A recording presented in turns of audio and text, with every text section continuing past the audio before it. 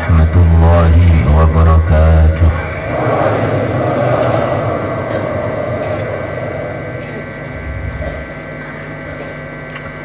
إن الحمد لله نحمده ونستعينه ونستغفره ونؤمن به ونتوكل عليه ونعوذ بالله من شرور أنفسنا ومن سيئات أعمالنا.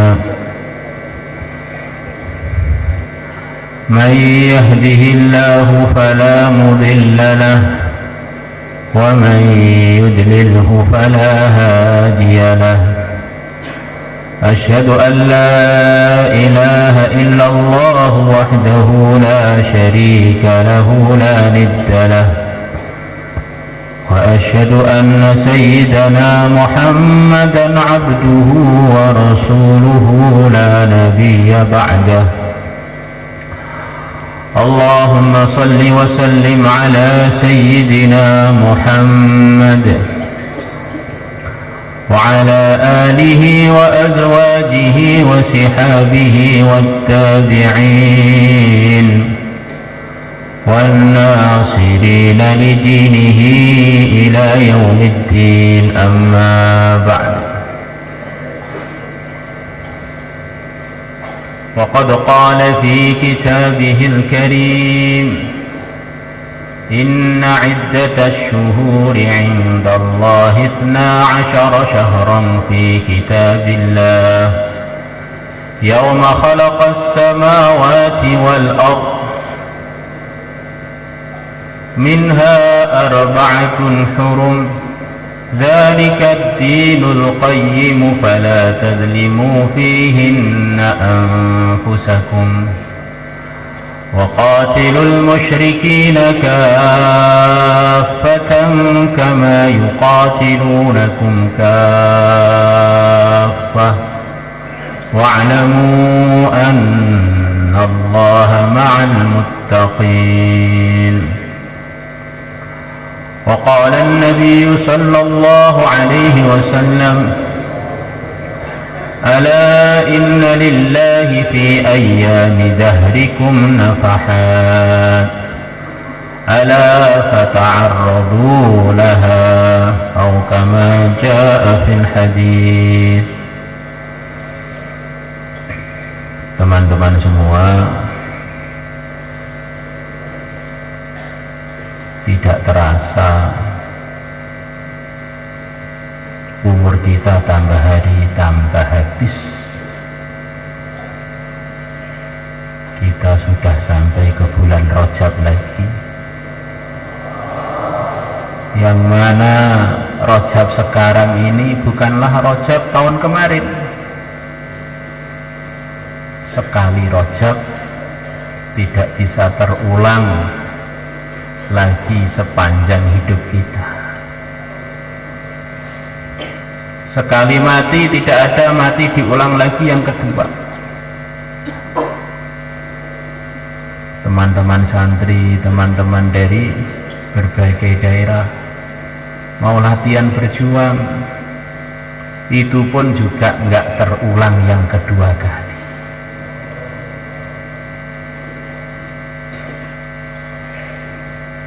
Kalau kamu sudah sampai waktu pagi, jangan kamu anggap diri kamu sore hari masih hidup. Kalau kamu di sore hari, jangan kamu anggap nanti subuh masih hidup. Itulah diantara nasihat-nasihatnya yang mulia Nabi besar Muhammad SAW dalam hadis riwayat Tirmidzi. Dulu di sana, di zamannya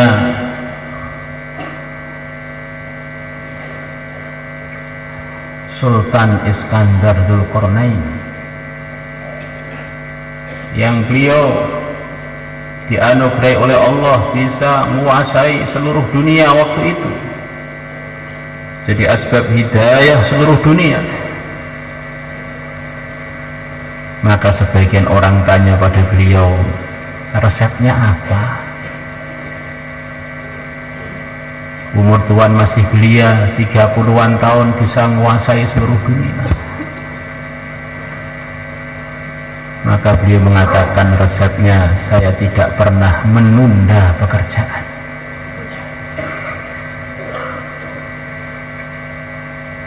Maka begitulah para hadirin, teman-teman semua, kita berharap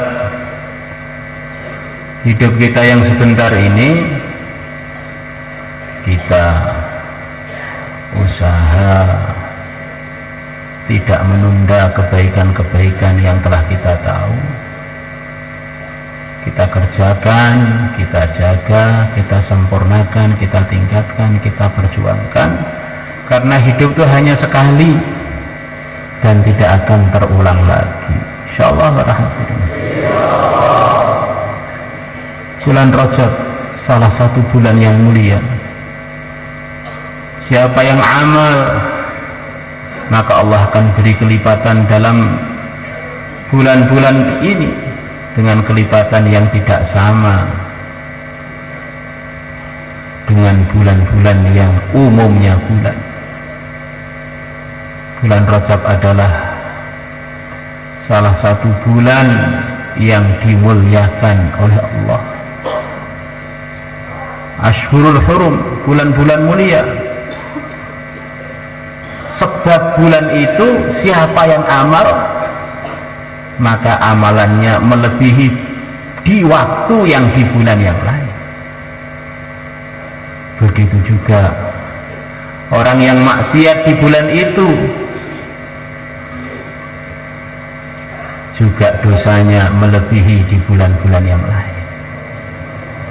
Dzulqa'dah, Dzulhijjah, Muharram, gandeng. Kemudian Rajab menyendiri dari 3 bulan itu,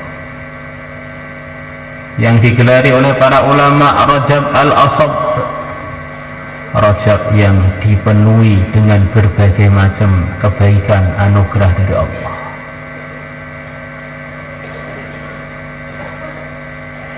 Maka kita berharap bulan ini termasuk bulan yang kita lebih serius lagi dalam usaha takwa kepada Allah dan mengajak umat untuk takwa kepada Allah, memperjuangkan agama di mana kita berada.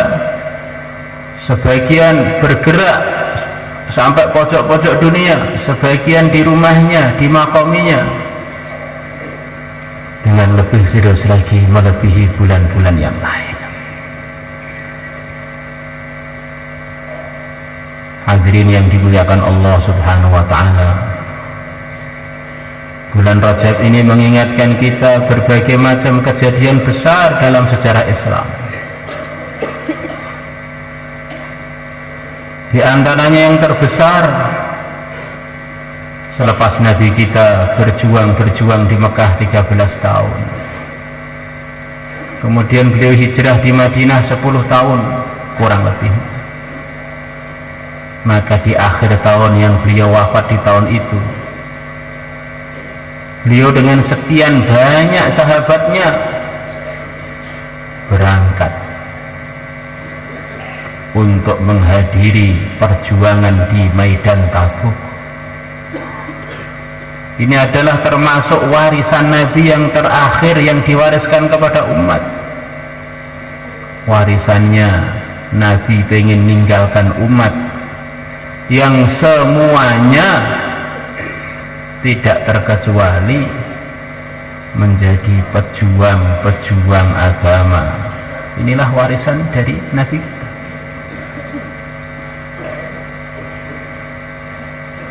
Ala adullukum ala sanami hadzal amr, sanamu hadzal amril jihadu fi sabilillah. Maukah kalian tak tunjukkan atas puncaknya amalan Islam ini? Sanam ini aslinya adalah artinya punuknya unta. Nah, punuknya unta itu adalah bagian yang tertinggi di badannya unta. bagian yang tertinggi dari amalan Islam adalah berjuang. Coba kita lihat kebaikan-kebaikan di pesantren kita, di majelis ini, di kampung kita, di pojok-pojok dunia. Selepas kita lihat ternyata di sana ada pejuang-pejuang yang dipilih oleh Allah untuk punya fikir menghidupkan kebaikan-kebaikan tersebut. Nusantara bisa kenal kebaikan, kenal iman, kenal amal. Ini tidaklah lepas dari fikir perjuangannya dai-dai yang sebelumnya yang paling masyhur diantaranya adalah Wali Songo, Sunan Ampel dan teman-temannya. Maka orang hidupnya kalau tidak ada perjuangannya, dikhawatirkan sedikit pahalanya.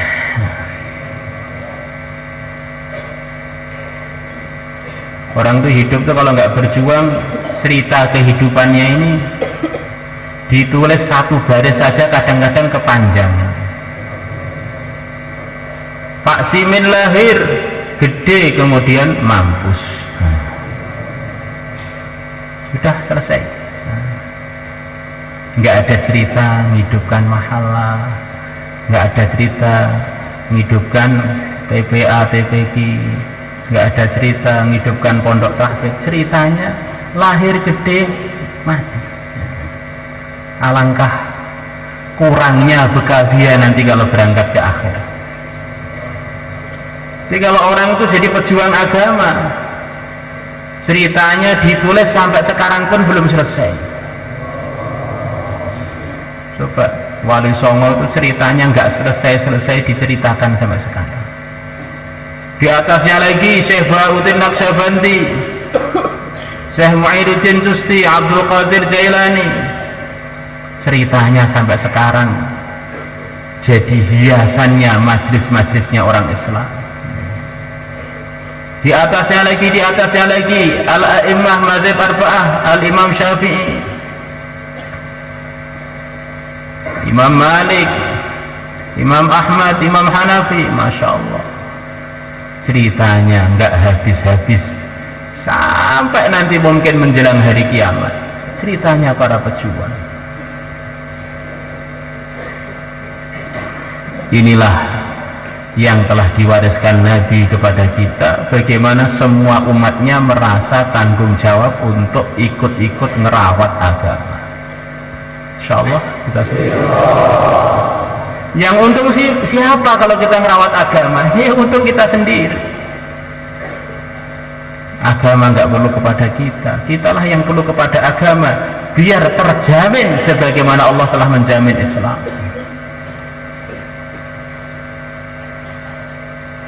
Para sahabat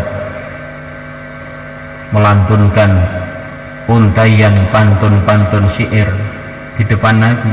Di antara isinya ungkapan bahwa mereka semua punya perasaan yang sama.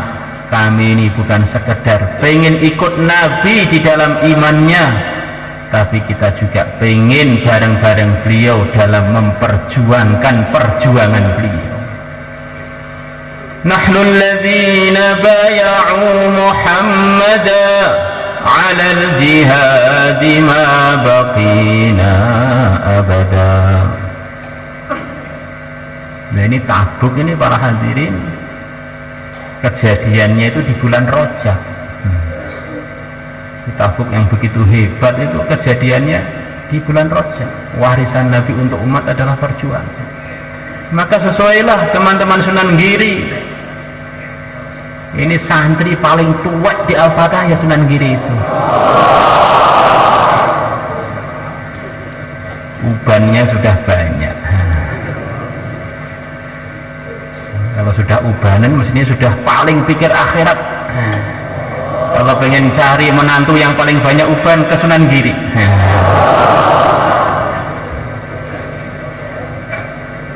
Maka ada seorang istri melihat suaminya mulai beruban.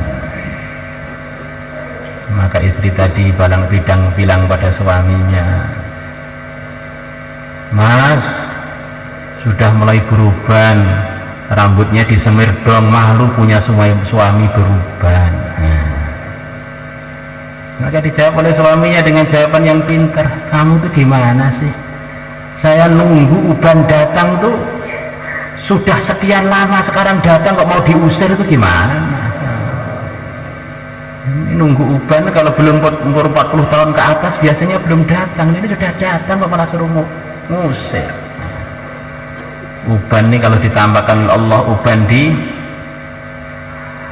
kepala-kepalanya orang yang beriman, ini akan jadi cahaya-cahaya yang menerangi dia nanti hari kiamat. Ditambah tua, tambah lebih serius. Mestinya yang berangkat itu kalau teman-teman Sunan Giri mestinya harus lebih serius melebihi seluruh halakoh yang lain. Dan yang paling banyak orang luar negerinya Sunan Giri mungkin 70%. Ini orang-orang luar negara, bukan luar daerah ini. Masya Allah, sudah jauh-jauh mestinya lebih serius lagi dalam memperjuangkan agama. Insya Allah semuanya niat. Hadirin yang dimuliakan Allah, teman-teman semua, banyak kejadian besar di bulan Rajab ini. Di antara kejadian adalah kejadian terbukanya Baitul Muqaddas Palestina selepas direbut oleh orang-orang ahli batil 90 tahun atau bahkan lebih. Allah bukakan Palestina lagi untuk rombongannya Sultan Salahuddin Al-Ayyubi. Ini kejadiannya di bulan Rajab. Inilah yang semestinya dipikirkan oleh setiap orang yang beriman, yang ingin pahalanya banyak. Tinggalan itu ya buka masjid, tinggalan itu loh jadi asbab hidayah, tinggalan itu loh meninggalkan masyarakat yang amal agama. Selepas Salahuddin membuka Palestina, hidup lagi suasana amal yang kuat, persatuan umat Islam yang kuat. Datanglah kepada beliau tamu yang akan datang kepada semuanya, yaitu kematian. Kita ini akan didatangi tamu kematian. Malaikat jurupati ngelirak-lirik nyawoni kok. Kata sebagian ulama, malaikatul maut itu setiap hari ngintip kita minimal 5 kali. Yang diintip nggak terasa ini malah ngontak ngantuk, ini kebangetan ini. Ngintip 5 kali, dilewati. Datang satu masa ditamui, cabut nyawanya. Wa idza ra'aita janazatan mahmulatan fa'lam annaka min ba'diha mahmulu. Kalau engkau melihat jenazah yang dipanggul, maka yakinilah bahwa kamu selepas dia itu juga akan dipanggul ke kuburmu. Maka jangan ngontak ngantuk aja. Dan ngantuk itu sebetulnya nasihat untuk kita kalau kita ini mau mati. Kalau orang sudah sampai ke akhirat nggak ada ngantuk, hidup yang sebenarnya. Kalau hidup masih disertai ngantuk, pasti akan mati. Maka begitu kita ngantuk langsung astagfirullah, mati saya. Begitu tekluk langsung mati saya. Kita ini perlu banyak wiritan, namanya wiritan mati. Sehari berapa kali? Minimal 20 kali. Siapa yang sehari ingat mati 20 kali, kapan-kapan wafat dia akan dikumpulkan dengan para syuhada. Jadi wiritan mati itu bukan sekedar 1-2 kali sehari, diperintahkan oleh Nabi sebanyak-banyaknya, aksiru zikra hadinil ladzat, perbanyaklah mengingati perkara yang menghancurkan seluruh kenikmatan alias kematian. Pengantin baru perasaannya dunia milik berdua, begitu ingat mati langsung ternyata nanti berpisah juga. Di depan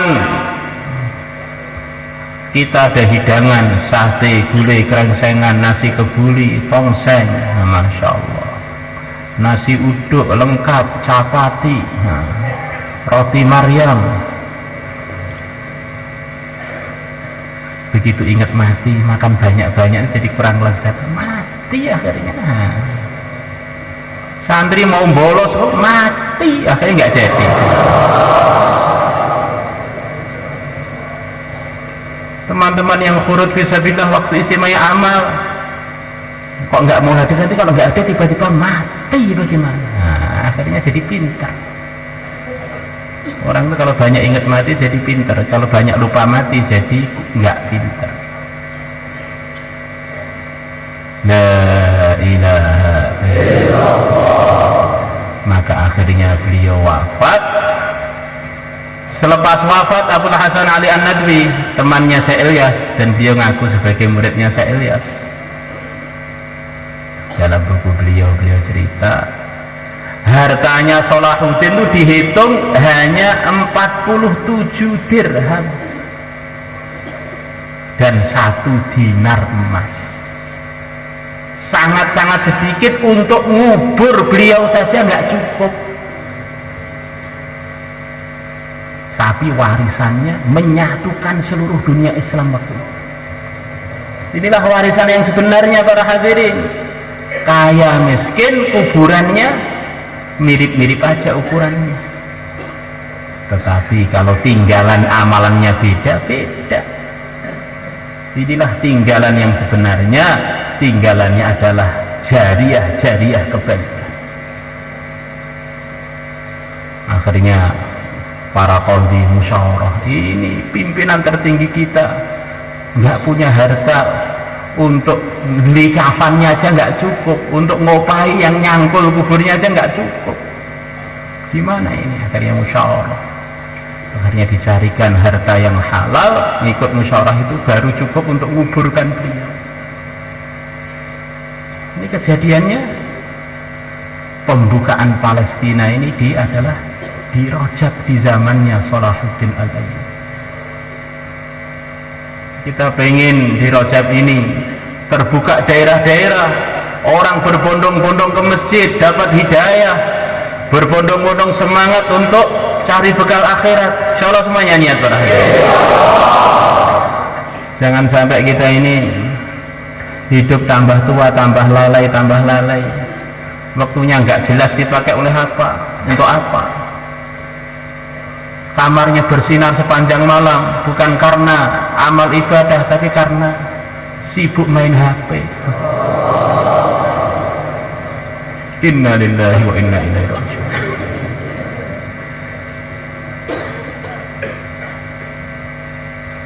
Hadirin yang dimuliakan Allah Subhanahu wa taala, Nabi besar Muhammad SAW bersabda, alimu Quraisyin yamla'u tibaqal ardi ilma. Akan muncul seorang alim dari suku Quraisy yang nanti akan memenuhi dunia ini dengan ilmu. Maka kata para ulama, tidak ada yang layak untuk mendapatkan predikat ini, prestasi ini, selain Muhammad ibn Idris alias Al-Imam Asy-Syafi'i rahimahullah. Akhirnya dengan sebab beliau berapa banyak orang dapat hidayah. Dengan sebab beliau orang jadi punya jalan yang terang benderang, bagaimana sih ngamalkan Islam yang sesuai dengan yang diridhai Allah, yang diarahkan Nabi. Di antaranya adalah dengan ikut imam besar Muhammad ibn Idris alias Al-Imam Asy-Syafi'i, yang mana beliau ini umur 6 tahun itu sudah hafal Quran, yang mana beliau ini masih kecil sering dipanggil di majlis-majlisnya ulama-ulama besar di Mekah sana, karena saking merdunya suara beliau. Sini anak muda, bacakan Quran untuk kami. Maka beliau bacakan Quran di majlis-majlis ulama tersebut. Maka ahlul majlis pada nangis, bahkan sebagian pingsan. Ini Imam Syafi'i kecil sudah begitu. Beliau begitu semangat di dalam mencari, mempraktekkan agama, tidaklah lepas dari dukungan ibu beliau yang mendukung beliau untuk belajar dan belajar. Dilahirkan yatim sampai akhirnya tiba masanya beliau izin pada ibunya untuk belajar kepada orang yang teralim di zamannya atau orang yang sangat alim di zamannya, yang digelari oleh para ulama dengan gelar Ustadzul A'immah, ustadznya para imam. Bukan sekedar imam, tapi murid-muridnya jadi imam. Ustadzul A'immah. Kalau istilahnya orang Jawa Timur, ini bukan pendekar, gurunya para pendekar. Murid-muridnya itu loh pendekar, dia sendiri sudah jadi betoro. Sudah jadi orang yang begitu tinggi di dalam kependekaran, yang mana Imam Malik ini juga telah masuk dalam sabdanya Nabi, tidak lama lagi selepas aku wafat orang-orang Islam akan bergerak belajar mencari ilmu agama. Maka waktu itu mereka tidak menemukan seorang yang lebih alim melebihi seorang yang alim yang ada di Madinah. Yushiku ayyadriban nasu abaqal ibil yatlubuna al-ilma fama yajiduna a'lama min alimil Madinah. Tidak lama lagi orang-orang Islam akan buat perjalanan jauh menyiapkan unta-unta mereka untuk cari ilmu agama. Maka mereka tidak menemukan orang yang lebih alim melebihi orang alim yang ada di Madinah. Maka Imam Syafi'i berangkat ke Madinah. Kondisi beliau begitu miskin, anak yatim, buku aja nggak punya. Beliau sering pergi ke kantor-kantor mencari kertas-kertas yang sudah dibuang. Maka kertas yang belum ada tulisannya beliau jadikan sebagai buku beliau. Biasanya kertas itu kan nggak ditulis semuanya. Miskinnya Imam Syafi'i. Maka teman-teman yang miskin nggak ada alasan untuk nggak belajar. Belajar itu bukan dengan harta, belajar itu dengan otak dan dengan waktu. Ulama-ulama besar itu banyak yang latar belakangnya orang-orang miskin. Malah yang kaya itu nggak mau belajar, sibuk belanja di mall, sibuk kuliner, sebagian atau kebanyakan. Akhirnya tambah lama mondok bukan tambah alim, tambah banyak tahu warung Temboro paling enak di mana. Kalau Temboro sudah selesai, Jongge di mana? Kalau Jongge sudah selesai, Madiun dan sekitarnya di mana? Insyaallah. Akhirnya hafalannya itu isinya toko A, toko B sampai Z, Z tambah lagi kalau ada apa. La ilaha illallah. Sering orang tuh dijadikan Allah miskin, malah sebab kemiskinan itu dia nggak bisa ngeluyur, nggak bisa macam-macam, malah jadi soleh. Miskin yang perlu disyukuri. Coba kalau teman-teman yang hadir itu naikannya jet pribadi, naikannya Lamborghini, naikannya Ferrari, naikannya Vos, ya nggak jadi ngaji, sudah sibuk di showroom mobil. La ilaha illallah.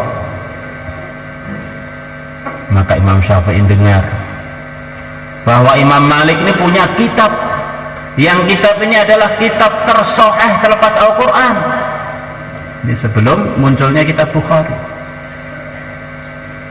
Imam Syafi'i memuji kitabnya Imam Malik ini, kitab Al-Muwatta. Tidak ada di kolong langit ini kitab yang lebih sahih, melebihi selepas Quran, melebihi kitab Muwatta'nya Imam Malik. Maka beliau berangkat ke sana untuk belajar Muwatta', kitab andalannya Imam Malik. Kenapa kitab Muwatta' dinamakan Muwatta'? Dalam versinya Imam Suyuti kalau nggak salah, karena kitab ini telah disodorkan, disowankan oleh Imam Malik kepada sekian banyak ulama di negeri Hijaz. Wa ta'uhu alaih, mereka semuanya menyetujui Imam Malik atas kitab Muwatta'. Ini kitab yang sudah disetujui, didukung oleh sekian banyak ulama di negeri Hijaz. Al-Muwatta', kitab yang telah disetujui. La ilaha illallah. Ini bayannya memang campur ngaji, wong yang hadir para santri dan teman-temannya para santri. La ilaha illallah. Maka Imam Syafi'i pinjam di perjalanan itu kitab Muwatta'. Perjalanan dari Mekah ke Madinah, beliau nggak bisa beli kitab Muwatta'. Maka beliau sebelum sampai ke Madinah, kitab Muwatta' yang begitu tebal telah beliau hafal di luar kepala. Di sebelum mondok itu sudah hafal kitabnya. Bukan di pondok kitabnya nggak hafal, malah warung-warung hafal. Ini Imam Syafi'i ini sebelum ngaji kitabnya sudah hafal. Maka beliau sampai ke majelisnya Imam Malik. Teman-temannya semua bawa kitab, beliau diem, nggak bawa kitab. Dan majelisnya Imam Malik terkenal majelis yang begitu ketat. Orang kok nggak ada menurut Imam Malik nggak boleh hadir di situ itu. Walaupun raja harus duduk di bawah. Ini majelis agama, melebihi segala majelis. Raja Harun Ar-Rasyid dan keluarganya pun minta fasilitas khusus, tidak, harus di bawah. Ini kok Harun Ar-Rasyid, raja bukan Ar-Rasyid, Ja'far kalau nggak salah, harus di bawah. Masya Allah.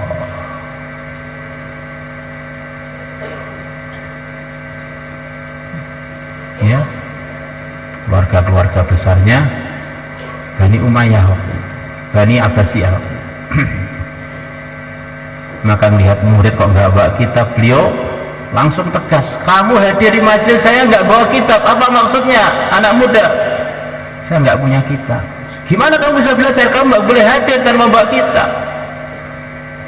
Maka Imam Syafi'i muda mengatakan, saya sudah hafal dengan semua kitab itu. Langsung dites oleh Imam Malik, ternyata hafal di luar kepala. Akhirnya beliau jadi murid kesayangannya Imam Malik. Santri baru sudah hafal kitab terberatnya yang diajarkan di Madinah sana.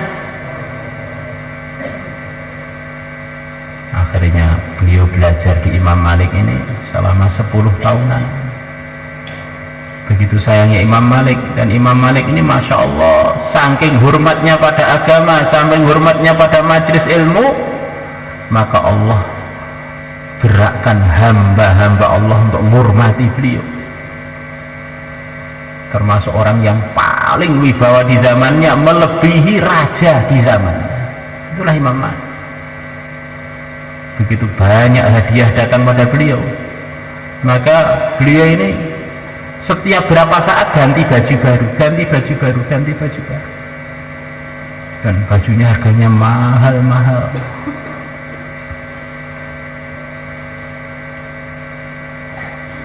Di orang tuh kalau pakai baju mahal juga ada dalilnya. Jangan terus melihat orang pakai baju mahal suudzon, karena kita nggak punya suudzon. Baju mahal-mahal mubazir, israf. Jangan begitu. Al-aslu bara'atu zimmah. Kita ini kalau melihat orang Islam, asas memandangnya harus dengan praduga tidak bersalah. Yang tidak boleh itu bukan mahal, yang tidak boleh itu yang haram. Walaupun sandal butut, kalau hasil gosokan ya haram. Walaupun sandalnya bagus, kalau halal ya dipakai ya halal. Jadi yang dilihat tuh jangan mahal murahnya, diridhoi Allah atau tidak. Kadang-kadang orang tuh nilai orang tuh begitu sembrono, ternyata karena kurang hati-hati. Maka Imam Syafi'i mengatakan, ya Imam Malik, antum kok setiap ganti. Nah, bagaimana ini hadiah begitu banyak berupa baju pada saya, baju mahal-mahal. Kalau nggak pakai, nanti orang-orang yang beri hadiah itu bisa tersinggung. Nyinggung orang Islam itu nggak boleh.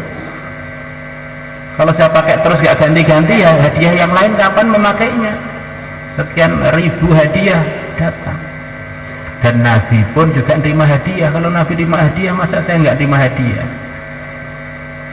Ini namanya kengejosen kalau bahasa kita. Nggak boleh ngejosnya melebihi Rasulullah, nggak boleh. Kan ngejos itu gembos. La ilaha illallah. Rasulullah ini pernah beli baju khusus untuk nemui tamu, untuk menghormati tamu. Yang mana tamu adalah lahan untuk dakwah, lahan untuk hidayah. Beliau beli baju nukilkan oleh Ibnu Jauzi dalam Al-Wafa bi Ahwalil Mustafa. Bajunya itu harganya seharga 27 unta satu baju. Kalau unta di Indonesia ini satu unta mungkin 100-an juta. Jadi harga baju beliau satu baju 2 miliar 2,7 miliar. Maka kita ini dengar-dengar sedikit ini penting loh, karena kadang-kadang karena kita nggak punya, terus kalau orang lain punya itu ngamuk, nggak ngejos, nggak pikir akhirat itu ngono. Padahal padune nggak duit. Ternyata karena nggak punya duit akhirnya sumpek siapa-siapa di komentar. Maka akhirnya sebelum Imam Syafi'i pulang, Imam Malik saking sayangnya pada Imam Syafi'i, sini, Muhammad ini saya punya kuda-kuda bagus hadiah dari orang-orang, ambil semua, bawa pulang. Kuda itu kalau sudah bagus para hadirin, harganya itu melebihi yang mahal yang ada sekarang ini.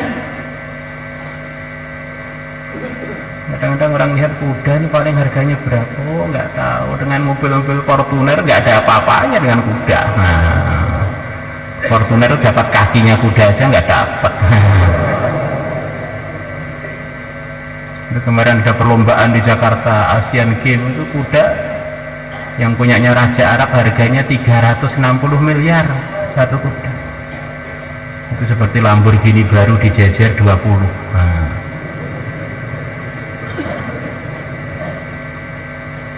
Kuda termahal dunia namanya Pegasus, harganya 990 sekian miliar, 1 triliun harganya berapa. Maka oleh Al-Imam Syafi'i dibawa pulang bawa ilmu, pulang bawa harta. Masya Allah. Coba kalau kita punya anak mondok di Al-Fatah, selesai tahasus pulang bawa uang 1 triliun, kira-kira gimana? Ini sukses dunia, sukses akhirat yang begini ini. Sawanang. Maka kepulangan Imam Syafi'i ini dengar oleh ibunya. Ibunya bilang, stop, Muhammad bin Idris nggak boleh masuk Mekah. Saya nggak siap menemui dia kalau dia bawa harta itu. Saya hanya siap menemui anakku. Kurang lebihnya bahasanya begitu itu. Kalau keadaan anakku sebagaimana keadaan waktu dia berangkat ngaji, nggak bawa apa-apa, pulang harus nggak bawa apa-apa. Yang saya tunggu tuh ilmunya, bukan hartanya. Gitu loh. Ibunya Imam Syafi'i memang beda dengan ibu-ibu kita, beda. Ibu kita ini tengah-tengah kita ngaji ditelepon, nak pulang ikut nyuci, nak pulang ikut sama itu nggarap sawit, nah bang ikut buka toko. Ini Imam Syafi'i ini pulang itu loh, bawa harta begitu banyak, begitu mahal, oleh ibunya nggak diterima. Sebelum datang tanpa bawa apa-apa, hanya bawa ilmu saja, saya nggak mau terima. Maka Imam Syafi'i dengar semua hartanya diberikan orang, pulang dengan membawa apa yang beliau bawa ketika pergi, hanya baju saja. Seakan-akan sikapnya ibunya Imam Syafi'i tadi pengen ngajari kita kesuksesan itu dalam agama, bukan dalam harta. Dan pusatnya agama adalah wahyu yang dibawa Nabi, ilmu-ilmu warisan Nabi itulah pusatnya agama. Kalau itu sudah didapatkan, maka dia telah punya modal besar untuk jadi orang paling kaya di akhirat nanti. Adapun dunia ini giliran dan belum pernah bisa dimiliki oleh siapapun barangkali. Di sana, di India sana, ada seorang ulama besar namanya Syekh Nizamuddin, yang kuburnya di samping Nizamuddin, di samping markas Nizamuddin. Markas Nizamuddin dinamakan Nizamuddin karena memang itu kampungnya Syekh Nizamuddin. Syekh Nizamuddin mengatakan, as-sufi huwa alladhi radhiya bil mawjud wa la yas'a li talabil mafqud. Orang sufi, orang yang bersih hatinya itu orang yang ridho dengan apa yang ada, dan dia tidak berharap kepada perkara yang tidak ada, tidak usaha mendapatkan perkara yang tidak ada, karena yang sudah ada itulah bagian dia. Yang tidak ada belum tentu bagian dia. Ngapain habiskan umur untuk memikirkan yang belum ada?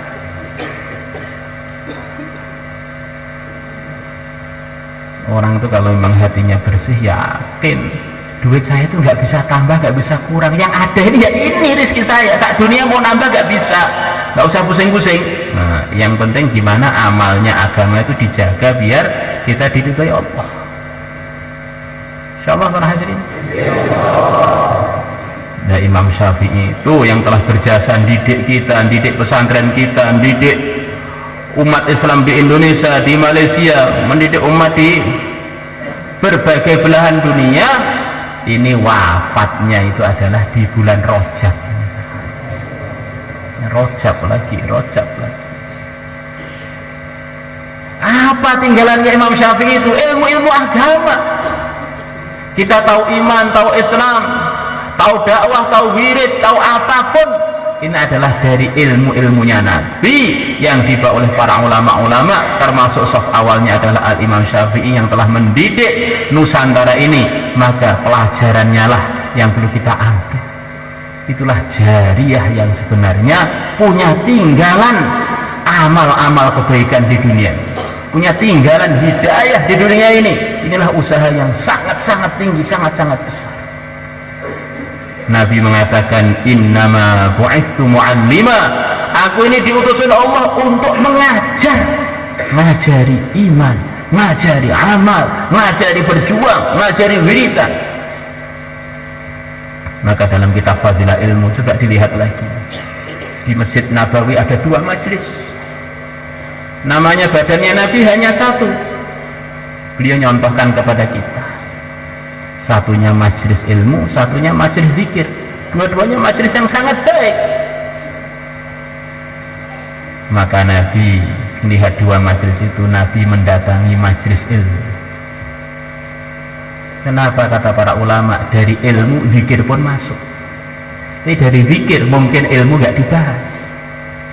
Maka mestinya ilmuwan-ilmuwan, pelajar-pelajar itu semestinya dia harus lebih sempurna iman dan amalnya, melebihi orang-orang yang tidak terpelajar. Semestinya begitu.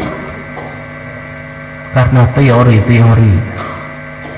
telah Dia punya, tinggal dipraktekkan dengan sebenar-benarnya. Semoga termasuk kita.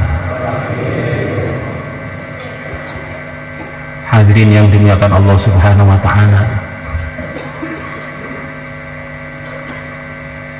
Kita ini sekarang duduk di Trangkil Darussalam. Sekarang ada gerbangnya, Trangkil Darussalam. Nah, itu yang beri nama dulu itu siapa, saya juga nggak paham. Nah, dulu ada komplek kecil di situ di pojok sana. Teman-teman pengurus tuh nulis Darussalam. Waktu kami Pak Yai kok juga ada namanya Darussalam, ya cocok juga, biarin lah. Darussalam ini nama nggak sengaja. Nah, akhirnya terus diteruskan sampai sekarang, Trangkil Darussalam. Nah, la ilaha illallah. Ini kita menghadap di Masjid Trangkil, menghadap kiblat. Sana 10 ribuan kilometer, di sana ada Ka'bah, tempat hidayah. Orang dapat hidayah ngaji, dapat hidayah iman, wirid, berjuang. Ini turunnya adalah di Ka'bah, baru nanti sampai kepada orang-orang yang dikehendaki oleh Allah. Inna awwala baitin wudi'a lin-nasi lalladzi bi Bakkah mubarakan wa hudan lil-'alamin. Nah, ini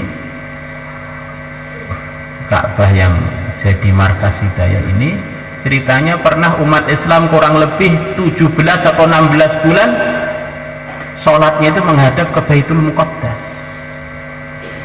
Nabi susah, qad nara taqalluba wajhika fis samaa'i falanuwalliyannaka qiblatan tardah. Susah. Wong Ka'bah itu tempatnya Nabi Ibrahim mbah saya, tempatnya Nabi Ismail mbah saya.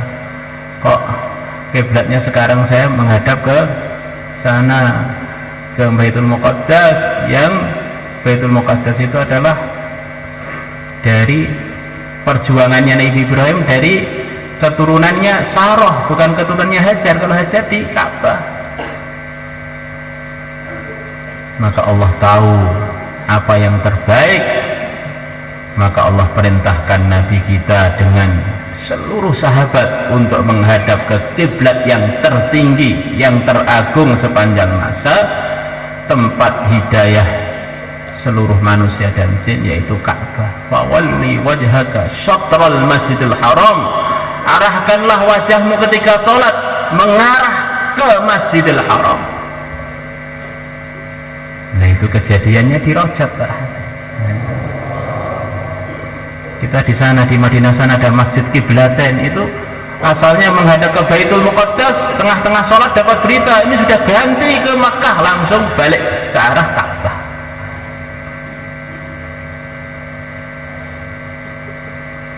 Ini satu kejadian besar yang perlu kita syukuri. Ini kita dianugerahi oleh Allah untuk kiblat kita, kiblatnya umat terbaik, diberi kiblat terbaik yaitu Ka'bah.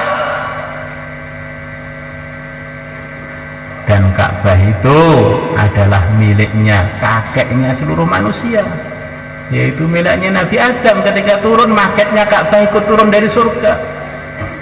Mengingatkan kita, memang kita ini cucunya ahli masjid, warisannya kakek kita itu ya masjid itu. Maka anak cucunya sekarang ngajak umat untuk pergi ke masjid, makmurkan masjid, ngajak umat untuk menghadap sebanyak mungkin ke arah kiblat markas hidayah. Itu sudah semestinya, memang itu tempat mbah kita sendiri. Kalau cucunya Nabi Adam kok enggak nyembung dengan masjid, ini namanya cucu error. Kacang orang manut lanjarane jenenge kacang gendeng. La ilaha illallah. Hadirin yang dimuliakan Allah Subhanahu wa taala, di sekitar Ka'bah sana ada matof, ada tempat tawaf. Di tempat tawaf ini para hadirin ada Zam-Zam. Di dekat Zam-Zam ini ada kubur-kuburnya para anbiya sekitar Ka'bah. Ada 14-an hadis dan athar yang meriwayatkan bahwa di sekitar Ka'bah ini ada kubur-kuburnya para anbiya.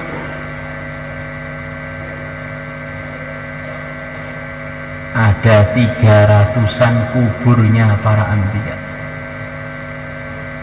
Mereka waktu hidupnya ahli-ahli masjid, ketika wafatnya banyak yang wafatnya di sekitar masjid. Kenapa kalau saya bilang wafatnya di sekitar masjid? Karena Abu Bakar radhiyallahu anhu, mertuanya Nabi, umat Muhammad yang tertinggi derajatnya, beliau meriwayatkan dari Nabi kita bahwa tidak ada Nabi pun yang wafat kecuali dia wafat di tempat yang dia telah ridho untuk wafat di situ, dan dia harus dikuburkan di situ. Kecuali beberapa Nabi yang wasiat, kalau saya wafat pindahkan jenazah saya ke sana. Termasuk yang masyhur Nabi Yusuf, beliau pesan, kalau saya wafat di Mesir ini pindahkan jenazah saya ke Palestina dekat Baitul Muqaddas. Maka selepas beliau wafat sekian lama, wasiat beliau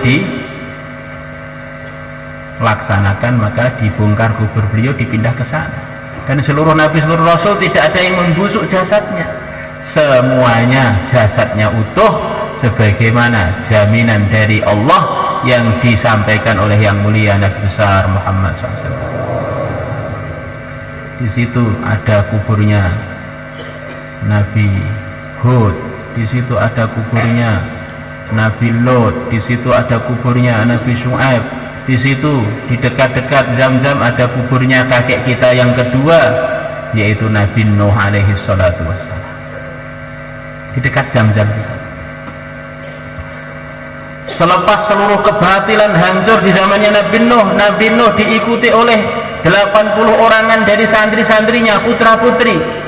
80 orang tidak ada yang punya keturunan yang hidup, yang punya keturunan yang hidup hanyalah Nabi Nuh. Maka kita ini kakeknya, cucunya Nabi Adam dan cucunya Nabi Nuh. Wa ja'alna dzurriyyatahu humul baqin. Dan aku telah jadikan anak cucunya Nabi Nuh yang masih tinggal atau yang masih sisa di dunia ini. Jadi mengalir di darah kita ini darahnya Nabi Adam dan darahnya Nabi Nuh. Maka semestinya kita ini semangat menggelora untuk jadi orang yang sangat-sangat baik, sangat-sangat soleh. Janganlah kita ini merendahkan darah yang mengalir di badan kita ini. Saya ini pematang sawah bin pematang sawah, galengan bin galengan, mikir agama nemen-nemen kok kita mboten pantes mikir pacul arit kalih ngluku mawon.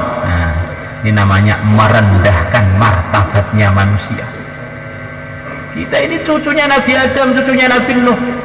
Sekarang orang bangga jadi cucunya Wali Songo, orang bangga jadi keluarganya Pak Presiden, orang bangga jadi keluarganya Raja ini. Kita ini loh keluarganya Nabi Adam, Nabi Nuh, yang pasti sukses jadi pimpinan besar nanti di akhirat sana. Mestinya kita ini bangga cucunya Nabi Adam dan Nuh.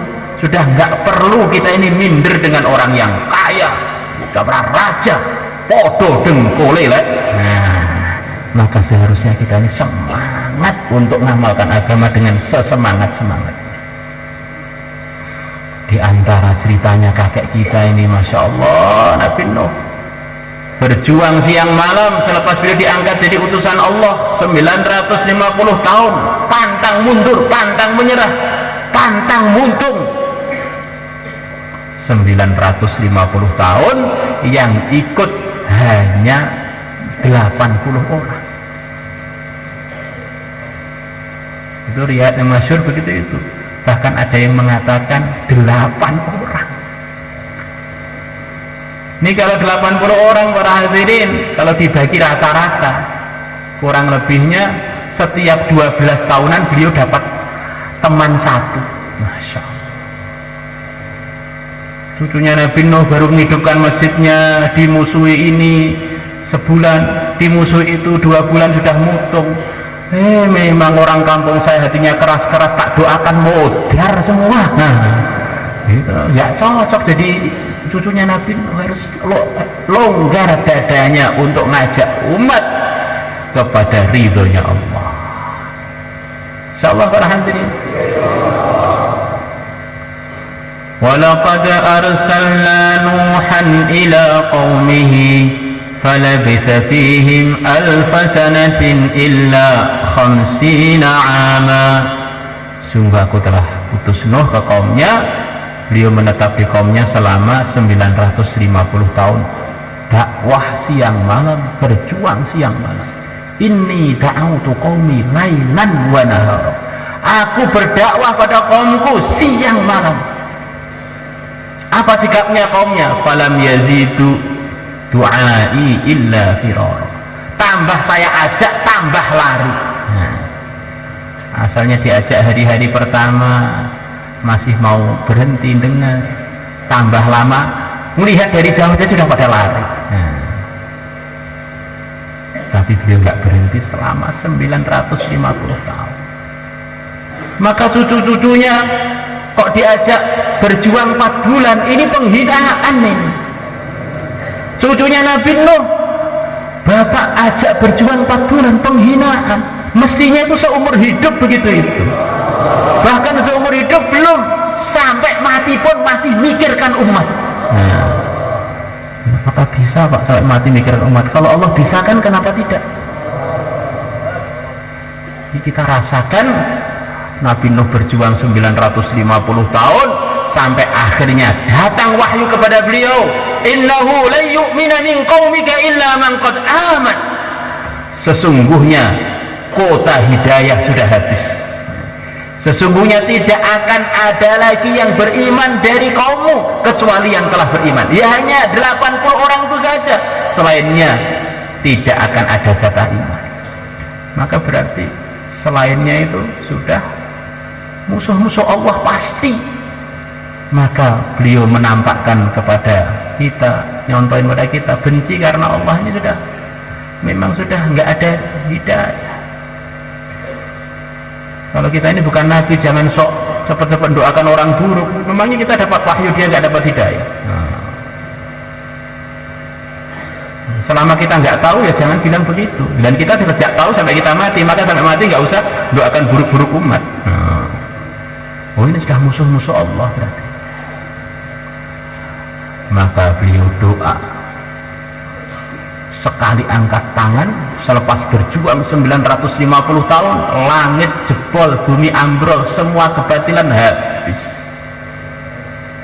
Rabbi inni maghlubun fantasir fafatahna abwabas samai bima'in munhamir وفجرنا الأرض عيونا فالتقى الماء على أمر قد قدر. Semua kebatilan sirna, tegaklah yang hak, hancurlah yang batil. Ini kakek kita, maka kita ini biasakan curhat kepada Allah, bernikmat-nikmat munajat dengan Allah. Jangan orang itu terus curhat, mulai Pak RT, Pak RW sampai Pak Presiden dicurhati, Allah ditinggal. Gimana ini? Makhluk-makhluk itu sehebat apapun ya tetap aja makhluk seperti kita. Jangan suka nuntut makhluk itu seperti kita, nggak bisa nahan ngantuk, nggak bisa nahan 1-2, nggak bisa nahan untuk kencing ataupun untuk buang air besar. Maka kalau orang berharap kepada makhluk, itu salah alamat. Kecewa dengan makhluk salah alamat. Makhluk itu nggak bisa apa-apa tanpa Allah, bahkan tidak ada tanpa Allah. Hati itu harus bersih dari berharap pada makhluk. Ini salah alamat kok diterus-teruskan, sudah tua, sudah jambelwanen, diteruskan. Nanti kalau mati kamu ditanya oleh Allah kan kaget, karena hari-hari hanya yang dipikir makhluk dari makhluk ke makhluk, belum pernah menikmati hubungan dengan Allah. Maka itulah tujuan kita bergerak fisabilillah, tujuan kita berzikir itu untuk terbiasa memutuskan hubungan hati dengan makhluk. Hati ini hubungannya hanya dengan Allah dan orang-orang yang diridhai Allah saja. Berjuang kotak-kotak HP, berjuang nelpon rumah, berjuang. Lah kapan meningkatnya hubungannya dengan Allah? Diputus-putus sendiri, makhluk ke makhluk, makhluk ke makhluk. Akhirnya ternyata makhluk semua tidak bisa mendatangkan manfaat dan madarat. Sementara kita mau sowan dan menghadap kepada Allah. Alangkah kagetnya kita. Wong belum pernah curhatan dengan Allah yang nikmat-nikmat. Iktikaf dengan nikmat, zikir dengan nikmat, baca Quran dengan nikmat. Kalau ngomong dengan orang 5 jam kuat, tapi begitu wiritan 5 menit langsung amblas ngorok. Begini ini mau menghadapi hisab akhirat bagaimana? Mumpung belum terlambat, maka jangan kita teruskan kekanak-kanakan dalam beriman dan beramal. Penting. Orang itu harus latihan zikir yang enak, sholat yang panjang-panjang, khatamkan Quran, ada masalah curhat kepada Allah, senang juga curhat kepada Allah, biar kelihatan imannya itu memang jadi kehidupan. Jangan imannya itu hanya sebagai omongan, ternyata isinya, otaknya dan hatinya itu hanya curhat pada makhluk terus. Hadirin yang dimuliakan Allah Subhanahu wa ta'ala, pertolongan Allah yang datang kepada Nabi Nuh, datangnya taufan, banjir bandang menghancurkan kebatilan, selepas datang yang hak, memperjuangkan yang hak. Ini kejadiannya adalah juga di bulan Rajab. La ilaha illallah. Maka kita berharap dengan kita sungguh-sungguh berjuang, dengan berharap kita sungguh-sungguh mudzakarah iman, mudzakarah amal, berharap imannya meningkat, amalnya meningkat, terus kita punya pengalaman datangnya pertolongan Allah di bulan Rajab yang mulia ini. Insyaallah semuanya niat berharap. Hadirin yang dimuliakan Allah Subhanahu wa ta'ala, di antara wasiatnya Nabi kepada kita, kalau saya nanti wafat, ikutilah Abu Bakar dan Umar. Mengenai Abu Bakar sudah sering kita sampaikan apa yang perlu kita tiru dari kehidupan beliau, di antaranya, dan Umar juga.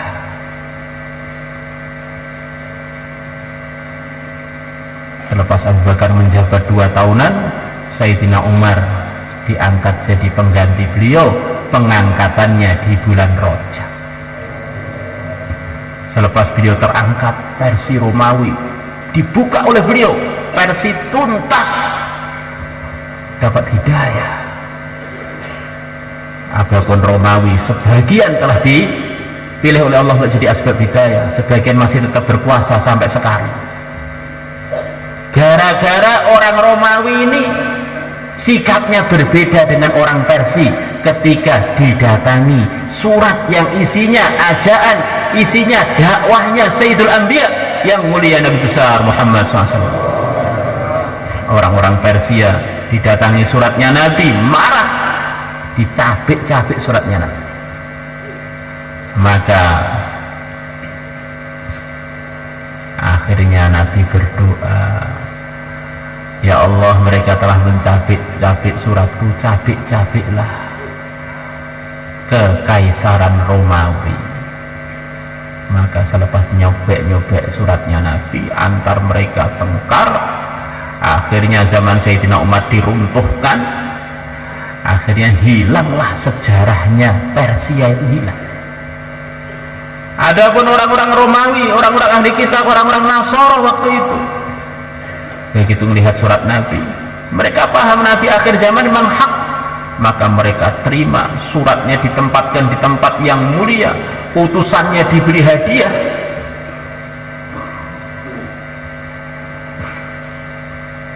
Maka Nabi mengatakan kurang lebihnya, karena mereka menghormati suratku yang aku kirim kepada mereka, Maka selama surat itu masih ada dalam diri mereka, kerajaan mereka, mereka terus akan punya kuasa sampai menjelang hari kiamat. Jadi orang-orang kulit putih yang punya kekuasaan itu karena kakek-kakek mereka sebagian ada yang beradab, bukan dengan Nabi langsung, dengan kertas yang di situ ada ajaan Nabi, dan yang nulis pun bukan Nabi, yang nulis salah satu sahabat Nabi, paling setempelnya saja mungkin menyentuh tangannya Nabi atau pernah disentuh. Orang non muslim beradab dengan Sayyidul Anbiya sampai sekarang masih dapat barokahnya. Man laisa lahu adab fahuwa lawer. Orang yang nggak punya adab, dia ini adalah lalat. Lalat pun masih punya adab. Tidak ada lalat yang berani menghinggap di badannya Nabi kita yang mulia Sallallahu Alaihi Wasallam. Ini melebihi lalat apa itu? Nggak tahu udik-udik telek apa-apa. Maka kita utamakan adab dalam perjuangan, dalam taklim, dalam zikir, dalam baca Quran. Adab ini penting, karena adab itu hakikatnya adalah pembuktian dari seseorang bahwa dia ini menghargai perkara tersebut. Orang itu kalau cinta pada istrinya dan perasaannya istrinya itu memang satu-satunya yang terhebat, akhirnya dia dengan istrinya ngomongnya santun, megang aja nggak berani keras-keras, khawatir lecet. Dicarikan baju yang halus-halus, nganterkan ke Pondok Putri pakai sepeda motor pelan. Ini suatu sikap yang merupakan ungkapan, ini barang mahal yang saya punya, ini istri. Ini kalau orang itu dengan istrinya ngomongnya kasar, naik sepeda motor, digiatkan, apalagi kalau waktu polisi itu digiatkan, siapa tahu jatuh cari yang lain. Ini sebetulnya ungkapan memang dia ini kurang penghargaan. Maka orang-orang yang oleh Allah dipilih untuk jadi asbab hidayah, di antara sikap-sikap mereka adalah sangat-sangat menghargai apa saja yang ada kaitan dengan agama. Sebetulnya itu adalah pembuktian memang dia ini punya derajat khusus di sisi Allah, yaitu penghargaan dia pada agamanya Allah. Syekh Abdul Wahab Sya'rani, ulama besar yang jadi asbab hidayah di zamannya, suatu hari gelap-gelap beliau dengan santrinya, beliau nginjak sesuatu. Apa yang saya injak ini? Maka beliau ambil, ternyata yang diinjak itu adalah tasbih. Maka langsung beliau pingsan. Wah, murid-muridnya takut, dikira sudah wafat. Begitu siuman, kenapa Tuhan pingsan? Saya barusan nginjak tasbih. Tasbih ini kan alat untuk mengingati Allah. Saya khawatir sebab nginjak tasbih Allah murka pada saya. Terus kalau dimurkai Allah, saya mau lari kemana? Rehal dicoreti, buku dicoreti, bolongan-bolongan masjid disumpeli Quran. Begini ini mau jadi wali murid pun belum tentu laku. Ini penting pada hal ini. Jadi adab kita ini hakikatnya adalah pembuktian seberapa harganya agama dalam hati kita ini.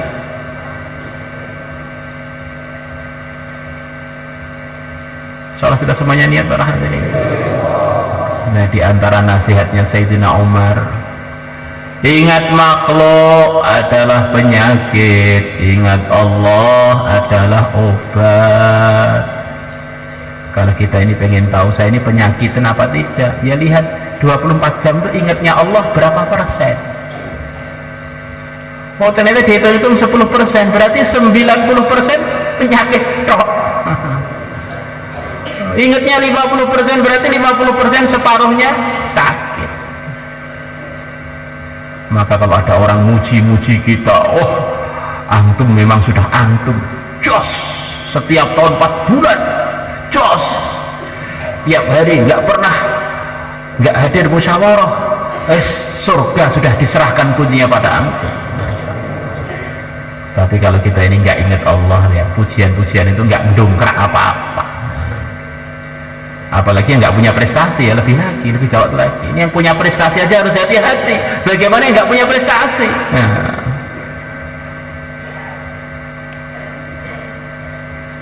Hadirin, tempatnya iman Islam itu di ujung kuku kaki kita sampai ujung rambut kita inilah.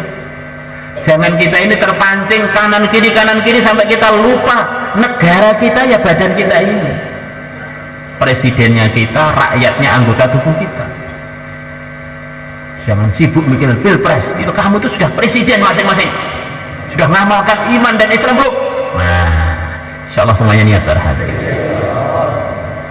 apapun yang terjadi kalau kita diridhoi Allah beres. La ilaha illallah.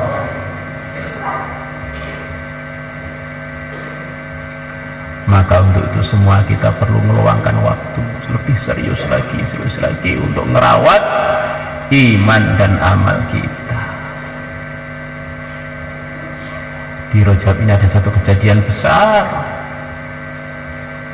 yang telah kita ceritakan sekelumit tadi,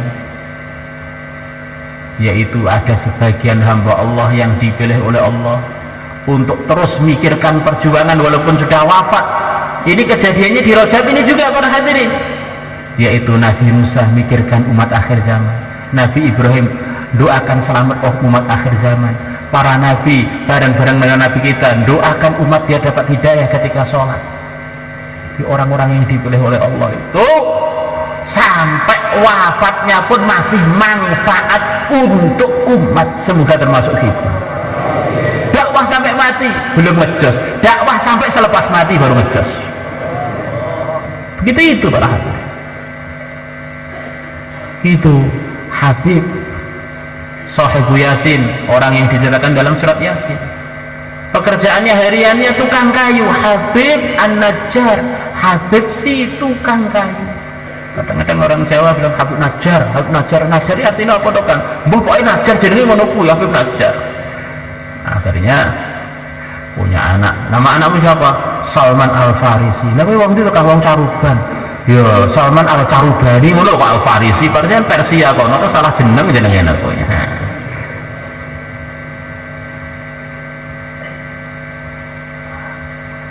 La ilaha illallah. Jenenge sapa? Imam Suyuti. Suyuti jeneng desa ning Mesir kono.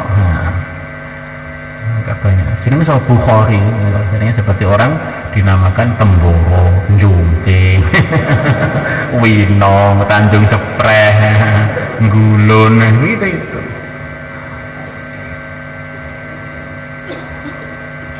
Jadi ceritanya kayak mana para hadirin?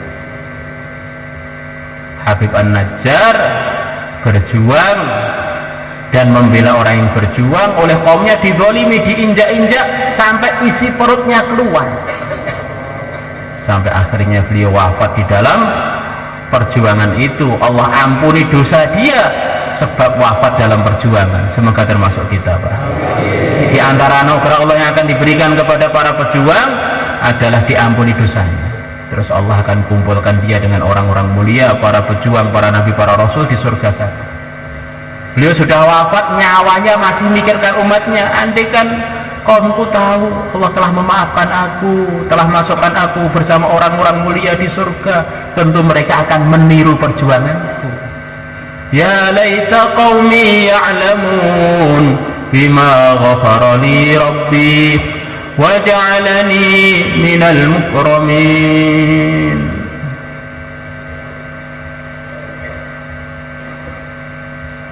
Maka dalam Rajab ini ada hadiah untuk umat yang luar biasa, yaitu hadiah sholat, yang mana Nabi mengatakan ala adullukum ala qiwami hadzal amr, qiwamu hadzal amri shalah.